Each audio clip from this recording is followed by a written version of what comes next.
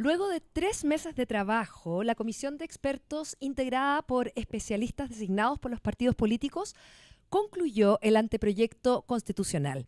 Este documento de 14 capítulos que a partir de mañana será analizado, modificado por el Consejo Constitucional. Este organismo con mayoría republicana que estará trabajando hasta el 7 de noviembre para presentarnos a todas las chilenas y chilenos una nueva propuesta de constitución que reemplace a la actualmente vigente de 1980.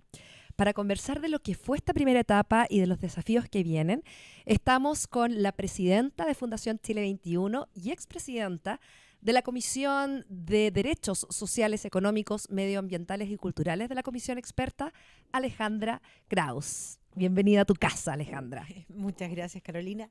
Feliz de que nos encontremos en mi casa, Chile 21.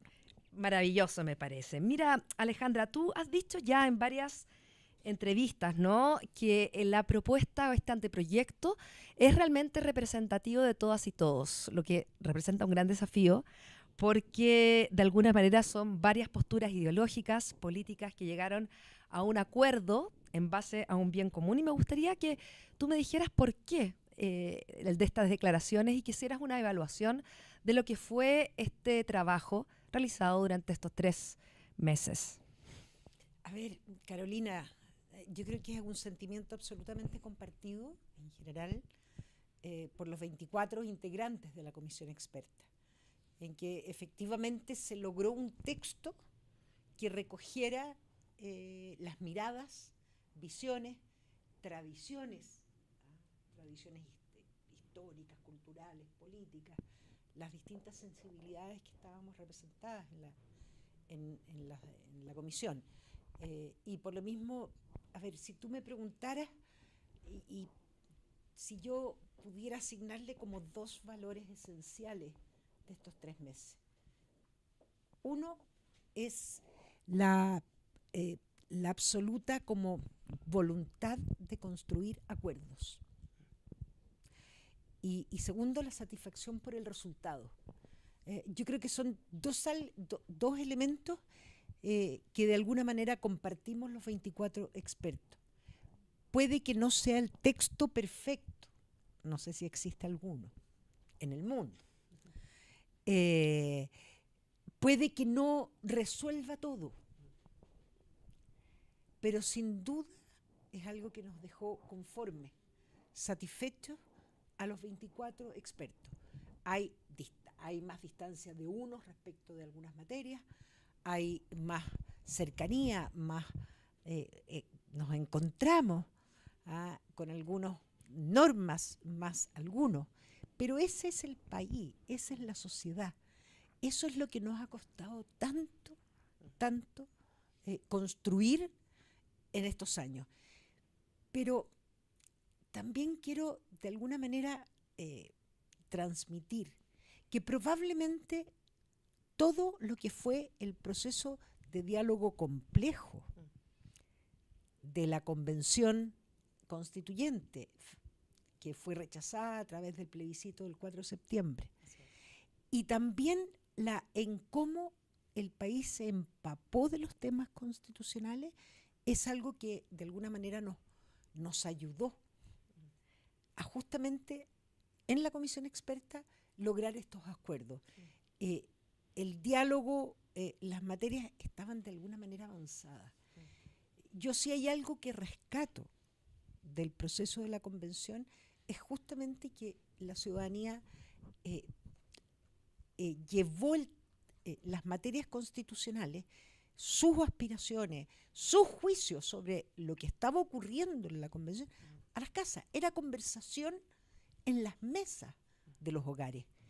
Todo el mundo fue tomando posición, todo el mundo fue de alguna manera preguntándose, a ver, ¿vivienda propia? ¿Qué pasa con ese derecho? ¿Quiero así la huelga o el derecho a la salud? ¿Qué está pasando? ¿Para bien o para mal? Yo no hago un juicio. Lo que estoy diciendo es que la ciudadanía se empapó y de alguna manera también todos esos elementos nos permitieron a la comisión experta también allanar los acuerdos, los consensos, y la construcción técnica, jurídica, constitucional de las normas que se le proponen al Consejo Constitucional. ¿Y qué crees tú, Alejandra, pasó en el camino? El domingo supimos por la encuesta CADEM que solo el 28%, eventualmente, ¿no?, de las ciudadanas y ciudadanos aprobaría esta nueva constitución con lo que se conoce, ¿no?, que tiene el anteproyecto. ¿Cómo pasamos a nivel ciudadano de esta clase de educación cívica, ¿no?, de estas conversaciones de sobremesa, a estar tan poco interesados en el proceso? Bueno, yo creo que en torno a lo que fue el proceso de la convención, yo creo que falta aún tiempo para que de verdad tengamos un análisis profundo, tanto de los resultados como de los efectos, como del proceso. Creo que también la ciudadanía de una u otra manera tiene otras urgencias, otras urgencias reales y que pide que la democracia le dé respuestas y ya. En consecuencia, cuando uno conversa estos temas, tienen de alguna manera cierta lejanía. Pero yo tengo confianza. Confianza que instalado el Consejo Constitucional, a través de consejeros electos por la propia ciudadanía, tuvimos una participación bastante alta, más allá del voto obligatorio, por sobre el 70%, vale decir, uno supone que esas personas saben que emitieron el voto, cierto, tenemos en torno a un 18-20% de voto nulo, que es muy alto, pero sin embargo, esa persona que se levantó enojada, ya sea por la multa o por lo que fuere, sabe que está ocurriendo esto y que esas personas deberán dar cuenta a la ciudadanía. Yo espero que instalado el Consejo, abierto a la ciudadanía este debate, sacado de alguna manera de esta denominación experto, que aparece una élite lejana, que hablamos en difícil, que leemos teorías constitucionales, se va a acercar más a la ciudadanía, va a producir más interés y yo espero que con la instalación del Consejo efectivamente la ciudadanía se vuelque, se apropie de este diálogo democrático. Recordar que a partir de mañana, del 7 de junio hasta el 7 de julio, primero, está todo lo que es el proceso de participación de la ciudadanía a través de la Secretaría de Participación. Incluso más, pueden proponer normas. Es decir, yo creo que es tremendamente importante difundir ese elemento de participación a lo que no estaba concebida en la etapa de la comisión experta. En la comisión experta solo las subcomisiones podíamos invitar a expertos para que ilustraran el debate, ¿ya? En consecuencia, era más bien un tema de orden técnico, de mucha especialidad. Entonces ahora, con el Consejo, esperemos que la ciudadanía mire a sus consejeros, a quienes eligieron, y vean qué están debatiendo, qué están diciendo en torno a las normas que se le proponen. Ahí hay un voto de confianza entonces hacia la ciudadanía, pero mirando hacia el Consejo Constitucional, ¿crees tú que esta voluntad de construir acuerdos, que fue lo que dijiste recién, se va a replicar también en este Consejo? Te lo digo particularmente porque sabemos que hay una gran mayoría que pertenece al Partido Republicano, que fue electa, bien dicho, por las y los ciudadanos del país. ¿Cómo ves eso tú? ¿Crees que se va a mantener ese espíritu de acuerdo? Yo creo que el desafío que tienen los consejeros electos y particularmente quienes representan a los republicanos, el Partido Republicano, tiene un desafío tremendo de justamente de que no se cometan respecto de ellos las mismas críticas que se hizo respecto a la convención y estas mayorías circunstanciales que se dan en momentos determinados en torno a, ya sea en el Parlamento, en el Congreso o en el tema constitucional.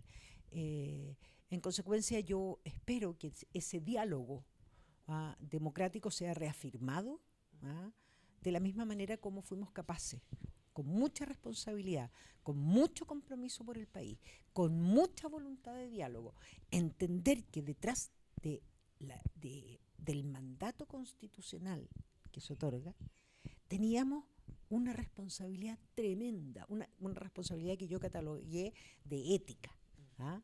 De ética, de ser capaces efectivamente, quienes representábamos historias distintas, experiencias distintas, niveles de compromisos académicos distintos, distintas generaciones, ¿ah? Fuéramos capaces de anteponer el país, el bien común, ¿ah? Para lograr estos consensos, que no eran fáciles.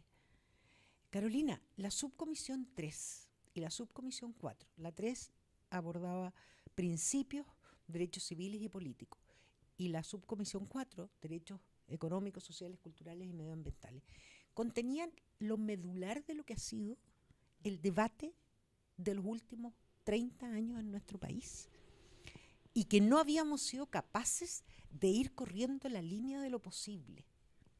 En consecuencia, era complejo.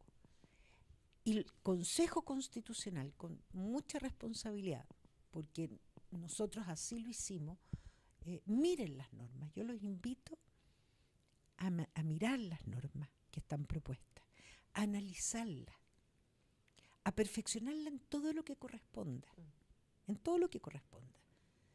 pero que vean de ahí y compartamos el amor por el país. ¿Ah? Este país se merece un texto constitucional nacido en democracia, escrito abordando los desafíos de hoy, mirando el futuro. Eso es lo que requiere. Imagínate, nosotros teníamos en la Constitución vigente, a propósito de los temas de futuro, una norma que en su minuto fue absolutamente innovativa, la Constitución del 80, que era el derecho a un medio ambiente sano, es decir, libre de contaminación. Esa era la primera vez que en una Constitución en el mundo se mencionaba este derecho, se incorporaba en un texto constitucional ese derecho.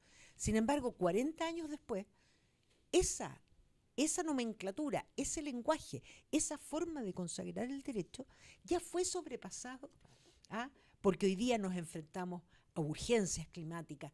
Somos un país que vive una crisis climática, que de verdad tenemos una complejidad del cambio. En consecuencia ya no bastaba eso. Entonces no solo se mejoró la consagración en esta propuesta de este derecho subjetivo en el catálogo de derechos, sino que además un capítulo de medio ambiente. En consecuencia, ese trabajo serio, ilustrado a través de especialistas, que nos permitió construir estos consensos, nos permitió tomar decisiones. Se consagra el derecho al trabajo decente, la libertad sindical, con sus 3 instituciones o sus 3 derechos. Se consagra, y así en educación, en derecho a la salud. No se resuelve la mal entendida libertad de elegir a través de la constitucionalización de un modelo, Entonces, esos debates los hicimos con respeto. Fuimos capaces de consensuar normas que pudieran permitir, digamos, la visión, la consagración, que no era fácil, en las normas de estas distintas visiones. Eso es un valor. Y yo invito al Consejo a mirar esas normas y encontrar ese valor. Porque este país efectivamente se merece un texto constitucional nuevo, moderno, democrático, nacido en democracia. Oye, Alejandra, pero justamente desde este punto de vista de lo que merecemos como país, ¿no? No te puedo dejar de preguntar sobre algo que ocurrió aquí en Chile 21 la semana pasada y que tiene relación con este informe que se dio a conocer en base al barómetro CERC-Mori, que recoge encuestas de opinión pública respecto a Pinochet, la dictadura, entre los años 1973 en adelante, 1987 en adelante, hasta 2003, lo dije pésimo. Barómetro CERC-Mori, que recoge las encuestas desde 1987 al 2003. Ahí sí, para que quede sumamente bien consignado. Y en este informe tenemos la alarmante sorpresa de que 1/3 de los chilenos, de los y las chilenas, valida de alguna manera la dictadura y la imagen de Pinochet. Esto en realidad tiene muchas implicancias, pero sin duda también podría tener algún peso, ¿cierto?, sobre el éxito del proceso constituyente, ¿o no? ¿No haces la relación? ¿Haces la relación? ¿Cómo lo ves tú? A ver, yo creo que existe algún tipo de amenaza a un peso respecto al proceso constitucional, estos datos que arroja la encuesta que se presentó en Chile 21 la semana pasada, el interesantísimo informe. Yo creo que no es una amenaza propiamente tal, pero sí, de alguna manera genera una alerta respecto del proceso constitucional, pero también respecto de muchas otras materias. ¿Y por qué lo digo? Porque el proceso constitucional no es sino también una manifestación de querer fortalecer la democracia, y la democracia se fortalece con más democracia. Y lo que arroja ese estudio que se presentó es justamente, más allá del horror de que la figura del dictador siga creciendo, o permanezca con adhesión y con valoración por parte de la ciudadanía, al final lo que da cuenta es una desvalorización de la democracia, que de una u otra manera las personas, enfrentados a la solución de sus urgencias, le es indiferente si es a través de gobiernos democráticos u otras formas, ¿no? En consecuencia, yo creo que lo interesantísimo de ese estudio, más allá que Marta Lagos señalaba que la figura de Pinochet se agranda o se achica dependiendo de los momentos en que esta es medida, cuánto muere. En distintos momentos tiene distintas valoraciones, pero en definitiva, Pinochet permanece. Y tras medio siglo, ¿no? Con los horrores. Y Carolina, las personas que más generan valoración son adultos que vivieron la dictadura, que supieron los horrores de la dictadura. En consecuencia, es un retroceso cultural. Es una deuda que tenemos brutal. Y por otro lado, nos preguntamos cuál es nuestra evolución como sociedad desde la perspectiva valórica y ética. ¿Hemos sido capaces de verdad en nuestro país hacer una reflexión profunda y tomar una posición respecto del respeto irrestricto de los derechos humanos en todo momento? En todo momento. ¿Qué nos pasa? En consecuencia, creo que ahí tenemos desafíos tremendamente importantes. Pero fíjate que a propósito de estos datos y pensando cómo lo conversaría contigo, Carolina, este tema que no podíamos no abordarlo. A propósito de una presentación que tuve que realizar encontré una encuesta que se realizó en junio de 1988, poquito antes del plebiscito del sí y el no. Claro. Y es bien interesante porque eso da cuenta de algo que estamos, parece, como cojos como sociedad. Las razones por las cuales las personas votarían no. Es cuando de alguna manera el país se empieza a adquirir la certeza que parece que el no va a ganar. Y fíjate que la mayor adhesión, ¿por qué se votaba no? Era por razones económicas, por el tema de la pobreza. Cierto, era en torno al 38%. Después venía el tema de la violación de los derechos humanos, 27%. Pero la figura de Pinochet tan solo suscitaba la votación, no, digamos, la opción no, un 6%. Claro. Un 6%. Vale decir, solo un 6% de los encuestados decía, yo voto no. por la figura de Pinochet. El 15% decía porque quería cambiar de gobierno. En consecuencia, hay algo que nosotros como sociedad no hemos sido capaces de reflexionar en profundidad, de transformar en un valor, el valor de la democracia. Lo que ocurre con la desvalorización, lo que puede ocurrir con nuestras vidas, con las vidas en comunidad. Descubrimos en pandemia que la familia era esencial, que los vecinos eran esenciales, que así nos cuidábamos a unos a otros. Eso tiene que estar lleno de valores que reflejen más democracia. Mira, es interesante lo que planteas porque justamente una de las medidas, y te llevo de vuelta al texto o al borrador, ¿no? Constitucional, una de las medidas que ha generado varios, no sé si cuestionamientos, pero al menos preguntas, tiene relación con el mínimo del 5% de votaciones para poder llegar al Congreso en el caso de los partidos políticos, ¿no? Y te quisiera preguntar y que analizáramos cómo esta medida de alguna manera profundiza justamente la democracia en nuestro país, sobre todo entendiendo que hay un cuestionamiento y una crisis de legitimidad tan importante con los partidos políticos precisamente. Yo creo que si había algo, bueno, había muchas cosas que abordar en el texto constitucional para ser cierta, pero en el sistema político que había que fortalecer y que no podía eludirse, era justamente la fragmentación de partidos políticos en el Congreso, ¿ya?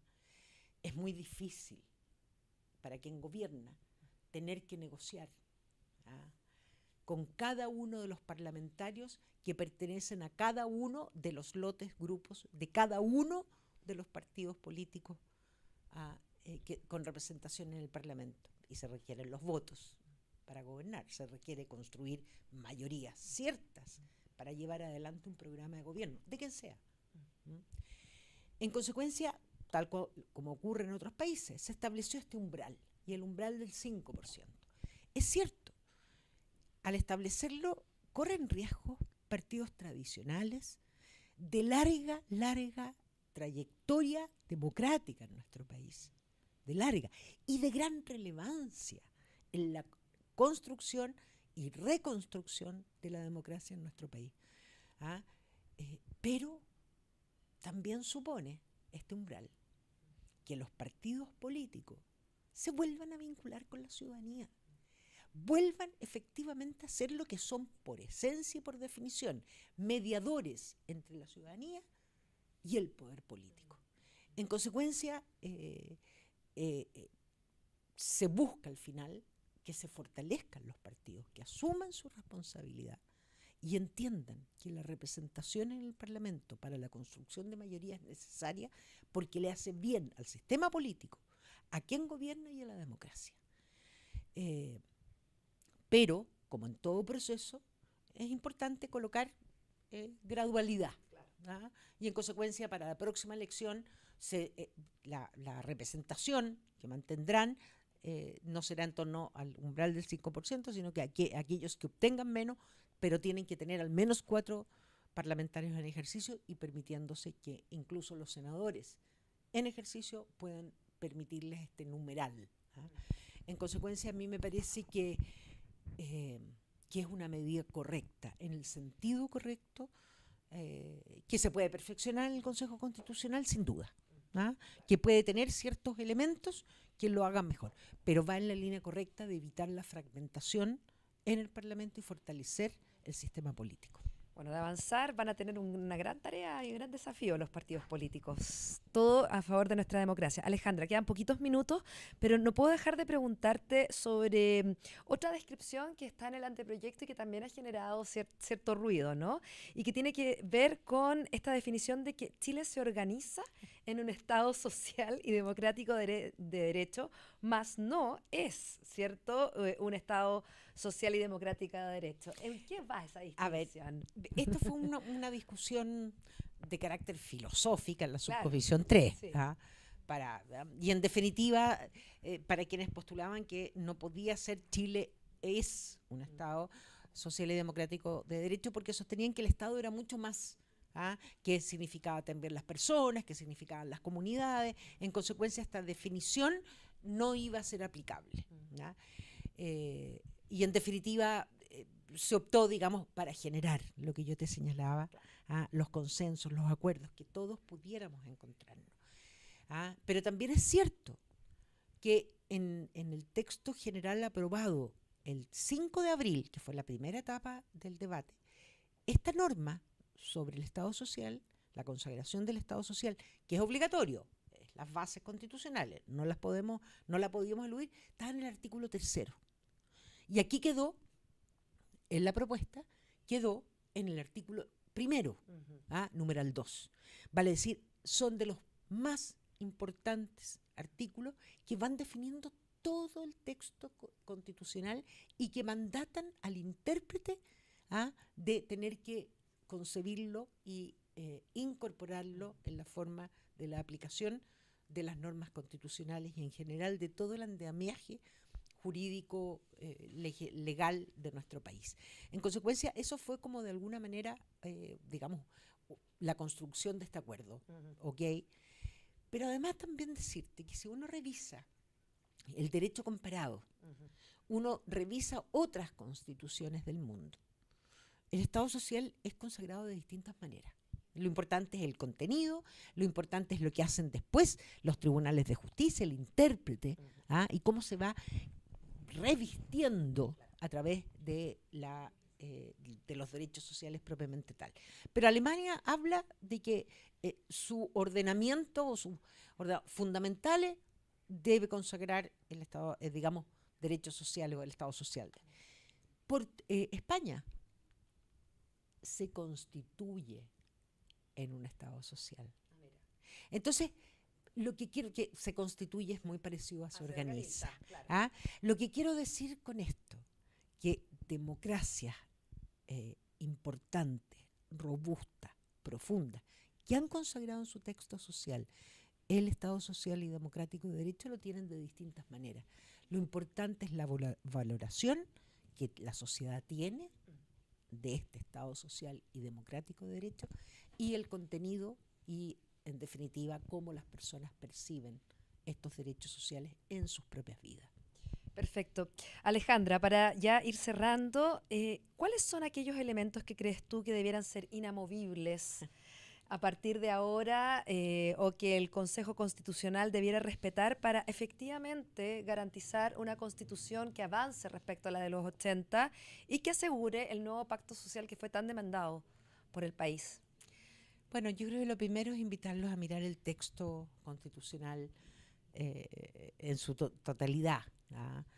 Los textos constitucionales tienen la virtud o es necesario que sean leídos íntegramente, porque ahí uno ve todo el contenido, la armonía y la relevancia de un derecho social o un principio que va de la mano, si tú quieres, en la forma como se va aplicando.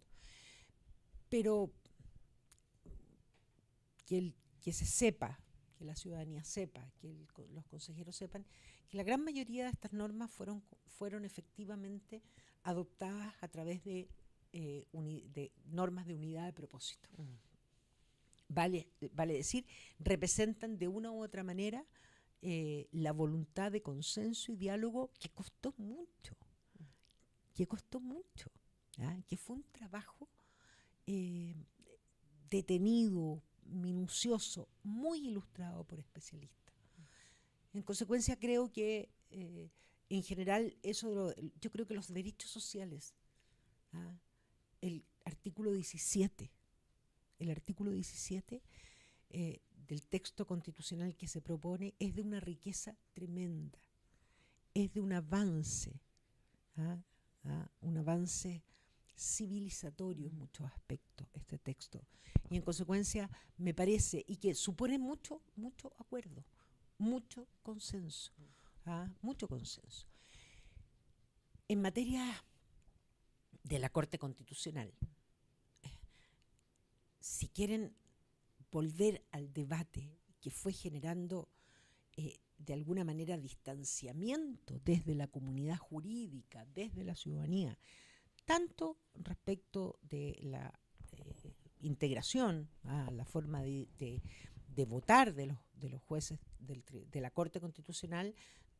Me parece que es un debate que se avanzó y en consecuencia generar retrocesos de esa materia.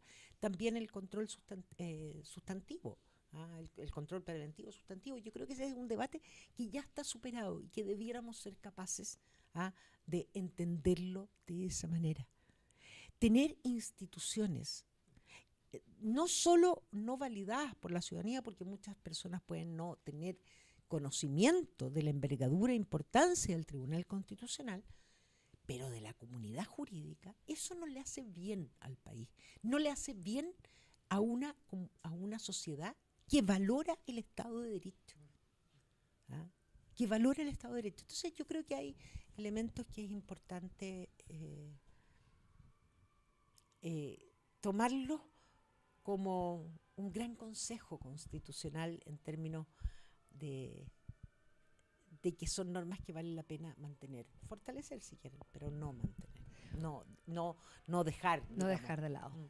Muchísimas gracias, Alejandra. La verdad es que ha sido un placer tener esta conversación contigo. Los queremos invitar a que sigan conectados a estas transmisiones en vivo que estamos realizando desde Fundación Chile 21. De aquí en adelante. Alejandra, muchísimas gracias por la amabilidad de estar con nosotros. Muchas gracias, Carolina, y muy agradecida de la invitación que me hicieron. Muy bien, hasta la próxima.